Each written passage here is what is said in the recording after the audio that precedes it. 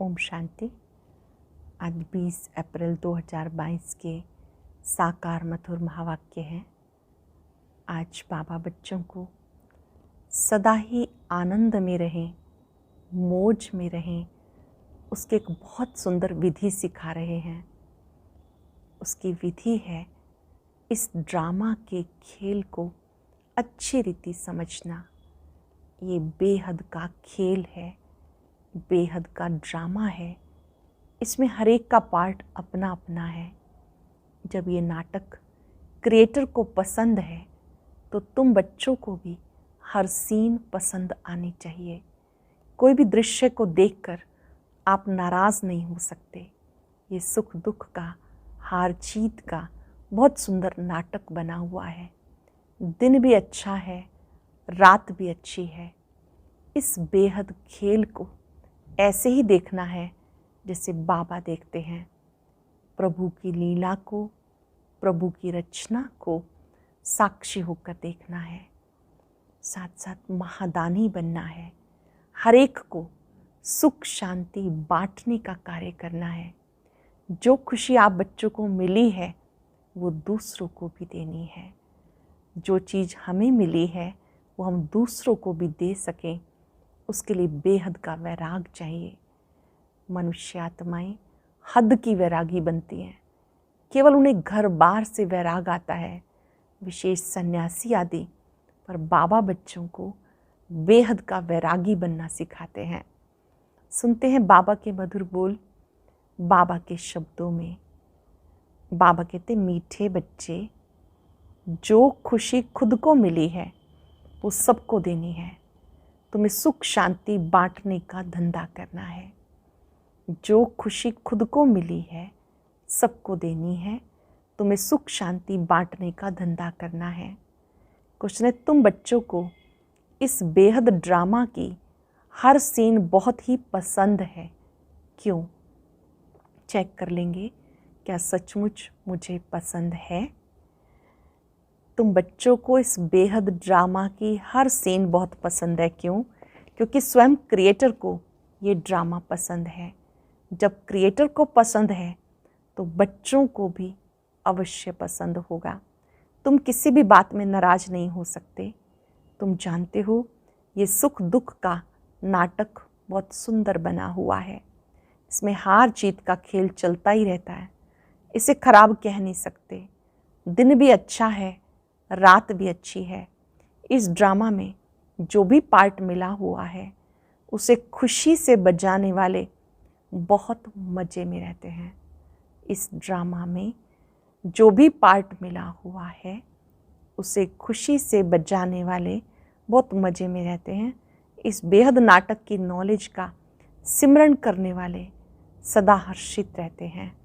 बुद्धि भरपूर रहती है। जो नॉलेज का सिमरन करते हैं उनकी बुद्धि भरपूर रहती है। गीता हमारे तीर्थ न्यारे हैं। ओम शांति। वास्तव में स्कूल में कोई गीत नहीं गाए जाते, यह पाठशाला है। फिर भी यहाँ गीत क्यों गाए जाते हैं? सतयुग में तो ये गीत नहीं गाए जाते। अभी हम लोग बैठे हैं संगम पर, इसलिए भक्ति और गीतों आदि को लेकर उसका अर्थ समझाते हैं। मनुष्य तो अर्थ समझते नहीं। हम अभी ना यहाँ ना वहाँ हैं, बीच में बैठे हैं, तो इसका थोड़ा आधार लेते हैं। बच्चों को ज्ञान और भक्ति का राज तो समझाया गया। इस समय तुम ज्ञान सुन रहे हो भविष्य के लिए। ज्ञान किस लिए सुन रहे हो? भविष्य के लिए। भविष्य के लिए पुरुषार्थ कर कोई प्रारब्ध बनावे, ऐसा कोई मनुष्य नहीं। कोई अपने भविष्य के लिए प्रारब्ध बनाए, ऐसा कोई मनुष्य नहीं। तुम पुरुषार्थ करते हो भविष्य नई दुनिया के लिए। मनुष्य दान पुण्य आदि करते हैं दूसरे जन्म के लिए। वो है भक्ति, ये है ज्ञान। कोई कहते भी हैं ज्ञान, भक्ति और वैराग। सन्यासियों का है हद का वैराग, तुम्हारा है बेहद का वैराग। वो लोग घर बार से वैराग दिलाते, दुनिया से नहीं। वह ये जानते ही नहीं कि तमो प्रधान जड़ जड़ीभूत सृष्टि है, इसका विनाश होना है, क्योंकि कल्प की आयु बड़ी लंबी बना दी। अब बाबा बैठ समझाते। बुद्धि भी कहती है ये बात बिल्कुल ही ठीक है। मुख्य बात है पवित्रता की, जिसके लिए वो घर बार छोड़ते हैं। तुम सारी पुरानी दुनिया को बुद्धि से भूल जाते हो, सारी ही पुरानी दुनिया को बुद्धि से भूल जाते हो, पवित्र बनते हो। पवित्र दुनिया में जाने के लिए तुम्हारी यात्रा है बुद्धि की। कर्म इंद्रियों से कहीं जाना नहीं है, तुम्हारा शारीरिक कुछ भी नहीं चलता। अब ये रूहानी बाप हम बच्चों को रूहानी बातें समझा रहे हैं। वह जिस्मानी यात्राएं तो अनेक हैं, कभी कहीं जाएंगे कभी कहाँ। तुम्हारी बुद्धि एक तरफ है, इसको अव्यभिचारी भक्ति कहें तो भी हो सकता है। तुम एक को ही याद करते हो, ये अव्यभिचारी याद है। उन सबकी भक्ति है व्यभिचारी, अनेकों को याद करते हैं। तुम्हारी है अव्यभिचारी रूहानी यात्रा जिसमें हम जा रहे हैं वापस घर। वो लोग निर्वाण धाम को घर भी नहीं समझेंगे, कहते पार निर्वाण गया। तुम जानते हो वहाँ आत्माएं बाबा के साथ रहती हैं। अभी बाबा हमें लेने के लिए आए हैं। वो समझते हैं हम ये सब ईश्वर के रूप हैं। कितने शास्त्र आदि पढ़ते हैं, यहाँ तुम्हें वह कुछ भी नहीं सिखाया जाता। तुम्हें इन कर्म कांड का भी संन्यास कराया जाता है। ये सब भक्ति के कर्म कांड हैं। जैसे प्रभु की गतमत न्यारी है, पहले पहले तुम्हें अलफ सिखाते, बाप खुद ही दलाल बनकर आते हैं। गाते भी हैं परंतु समझते नहीं। तुम्हें कोई भक्ति से घृणा नहीं, कोई से भी घृणा नहीं आती, जबकि जानते कि ड्रामा बना हुआ है। हाँ, समझाते जरूर हैं कि इस पुरानी छीछी दुनिया को छोड़ना है, वापस जाना है। जब भक्ति में थे तो भक्ति से प्यार था, गीत आदि सुनने से मौज आती थी। अब समझते हैं वो तो कोई काम के नहीं थे। सुनने में कोई हर्जा नहीं, परंतु जानते हैं ये भी भक्ति की एक्ट है। हमारा उनसे बुद्धियोग टूट ज्ञान से जुट गया है। ज्ञान और भक्ति दोनों को तुम जानते हो। मनुष्यों को जब तक ज्ञान ना मिले तो भक्ति को ही बहुत अच्छा समझते हैं। हम जन्म जन्मांतर भक्ति करते आए, भक्ति से स्नेह बढ़ गया। अब हमारी बुद्धि में है ये दुख सुख हार जीत का ड्रामा है। अच्छे से समझेंगे इस बात को। ये दुख सुख का हार जीत का बना हुआ ड्रामा है, तो उस पर रहम आता है। क्यों ना उनको भी रच्यता और रचना का ज्ञान मिल जाए तो बाबा का वर्षा पा सकें। जो खुशी अपने को मिली वो दूसरों को भी देनी है। सिंध वृत्ति, विदेश में बिजनेस करने वाले जब देखते हैं फलानी जगह धंधा अच्छा चलता है तो अपने मित्र संबंधियों को भी राय देते हैं कि फलानी जगह चलो, वहाँ कमाई बहुत अच्छी होगी।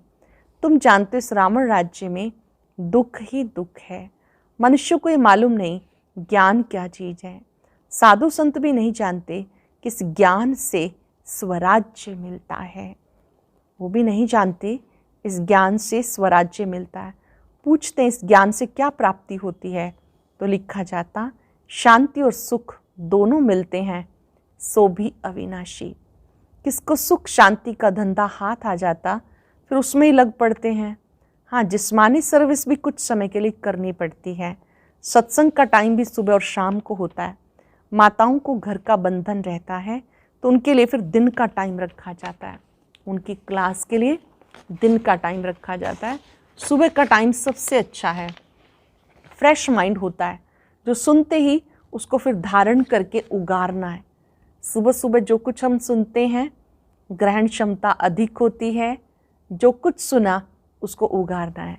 दुनिया में किसी को मालूम नहीं कि निराकार परमात्मा भी पढ़ाने आते हैं। भगवान वाच, तुम्हें राजयोग सिखाकर नर से नारायण बनाता हूँ। ये योग बड़ा नामी ग्रामी है। मनुष्य विनाशी धन का दान पुण्य करते हैं तो राजाई घर में अच्छा जन्म लेते हैं। यहाँ तुम 21 जन्म का वर्षा पा रहे हो।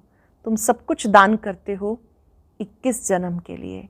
फिर कोई भी पद पाने के लिए पुरुषार्थ नहीं करना पड़ेगा, पद फिक्स हो जाता। अब तुम अपना वर्षा बाप से ले रहे हो, इसलिए बाबा कहते अच्छी तरह से पढ़ो तो जन्म जन्मांतर के राजा बनेंगे। अच्छी तरह से पढ़ो तो जन्म जन्मांतर के राजा बनेंगे। पहला जन्म मिलेगा ऊंच, प्रजा को भी ऊंच मिलता। राजाई में दास दासियाँ आदि सब चाहिए। जितना पढ़ेंगे महादानी बनेंगे उतना ऊंच पद पाएंगे। बाबा भी महादानी है, सबको साहूकार बना देते हैं, सुख और शांति का वर्षा देते हैं। पहले पहले सुख में ही आते, सब सुख रहते थे, सब सुखी रहते थे, क्योंकि पहला समय सतो प्रधान, फिर रजो, फिर तमो में आते। उनका पार्ट अपना, हमारा पार्ट अपना। जो इस धर्म के हैं उनका ही सैपलिंग लगता है। तुम जब संपूर्ण बन जाएंगे तो झट जान जाएंगे कि ये हमारे धर्म का है या नहीं है। तुम बच्चे सबको समझाते हो बाप नई दुनिया रचते हैं, तो भारत को ही वर्षा मिला था फिर गुम हो गया। ड्रामा अनुसार वर्षा लेना भी है तो गंवाना भी है, ये चक्र चलता रहता है। इस समय हमने वर्षा गंवाया, फिर से ले रहे हैं। लक्ष्मी नारायण के राज्य का किसी को पता नहीं, इसलिए पूछा जाता लक्ष्मी नारायण को राज्य कब और कैसे मिला। जैसे उन्होंने श्री कृष्ण को आगे रख लक्ष्मी नारायण को गुम कर दिया, और हम फिर लक्ष्मी नारायण को आगे रख श्री कृष्ण को गुम कर देते। लक्ष्मी नारायण तो हैं ही सतयुग के, नारायण वाच तो हो ना सके। बाबा कहते मैं आता ही हूँ संगम पर। लक्ष्मी नारायण ने जरूर आगे जन्म में संगम पर राज्य लिया है। लक्ष्मी नारायण ही 84 जन्म भोग अब अंतिम जन्म में है। लक्ष्मी नारायण को भी राज्य देने वाला ज़रूर कोई होगा ना, तो भगवान ने ही दिया। इस समय तुम बिल्कुल बैगर हो, फिर प्रिंस बन जाते हो। प्रिंस का तो जरूर राजा महाराजा के पास जन्म होगा। अभी तक भी कोई अच्छे अच्छे राजाएं हैं जिनका प्रजा पर बहुत प्यार रहता है। अब तुम जानते हो हम राजयोग सीख रहे हैं जिससे हम राजभाग पाते हैं। हम राजयोग सीख रहे हैं जिससे राजभाग पाते हैं। हमें निश्चय है क्योंकि अनादि ड्रामा है, हार जीत का खेल है। जो होता है वो ठीक। क्या क्रिएटर को ड्रामा पसंद नहीं होगा? जरूर पसंद होगा, तो क्रिएटर के बच्चों को भी पसंद होगा। हम घृणा कोई से नहीं कर सकते। ये तो समझते हैं भक्ति का भी ड्रामा में पार्ट है। ड्रामा सारा अच्छा है, बुरा ड्रामा क्यों कहेंगे? ड्रामा का राज बुद्धि में है जो तुम्हें समझाते रहते हैं। अभी भक्ति का पार्ट पूरा होता है। पुरुषार्थ कर बाबा से वर्षा लेना। बाबा कहते सब आसुरी संप्रदाय हैं, इसमें घृणा की कोई बात ही नहीं। ईश्वरीय संप्रदाय आसुरी संप्रदाय का तो खेल है। वह कोई अपने को दुखी समझते थोड़े ही हैं। भक्ति करते रहते, समझते एक दिन भगवान आकर भक्ति का फल देगा। घर बैठे कोई ना कोई रूप में भगवान आके मिलेगा।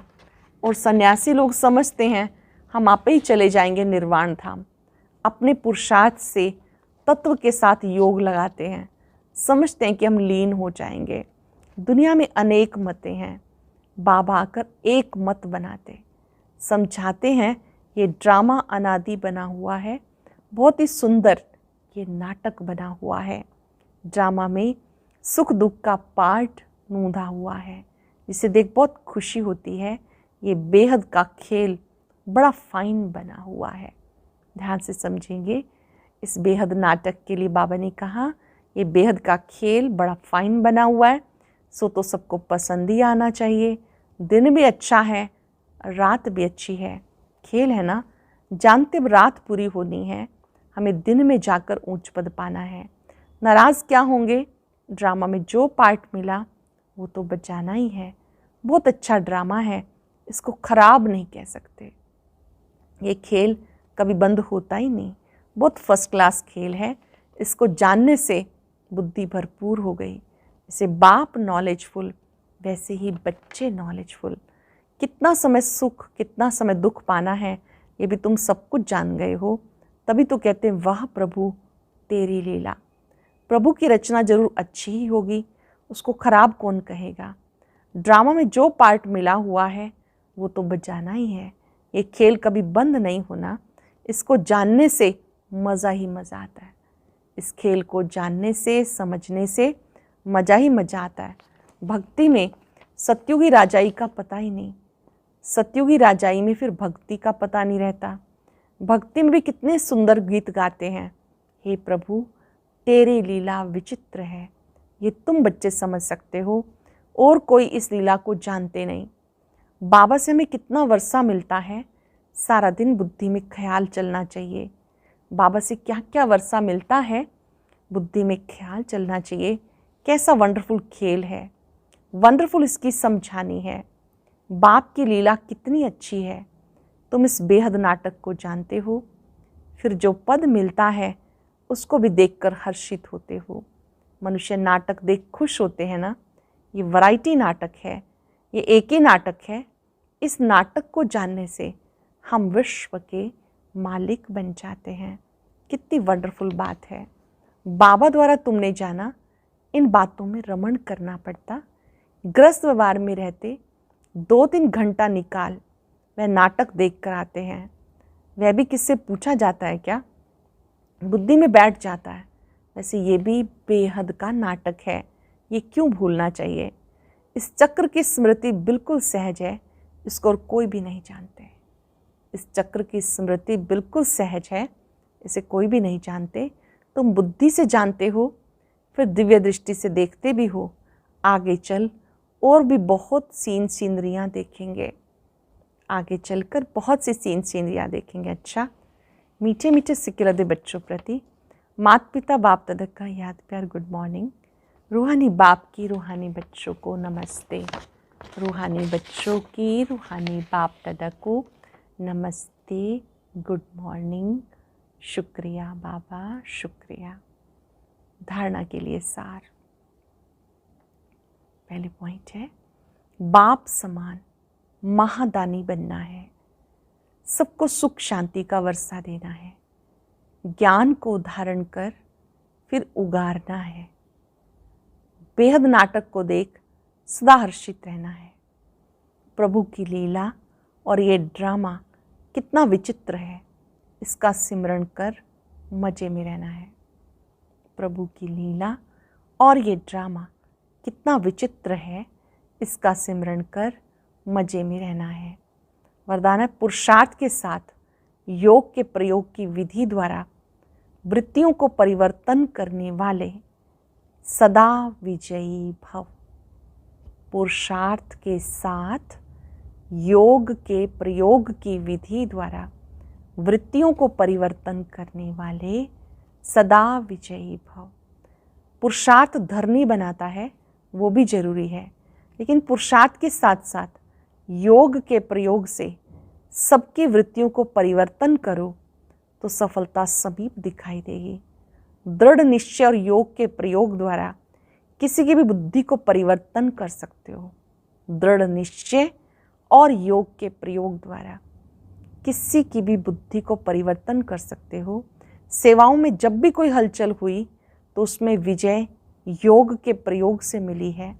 इसलिए पुरुषार्थ से धरनी बनाओ, लेकिन बीज को प्रत्यक्ष करने के लिए योग का प्रयोग करो, तब विजयी भव का वरदान प्राप्त होगा। स्लोगन है, सेवा द्वारा पुण्य की पूंजी जमा करने वाले ही पुण्य आत्मा है। सेवा द्वारा पुण्य की पूंजी जमा करने वाले ही पुण्य आत्मा है। आज हम अभ्यास करेंगे, मैं सदा विजयी आत्मा हूँ। और अब सुनते हैं आज का अव्यक्त ज्ञान मोती। ये एक बहुत संस्कारितापूर्ण वीडियो है, जरूर देखें, कोई भी मिस ना करे।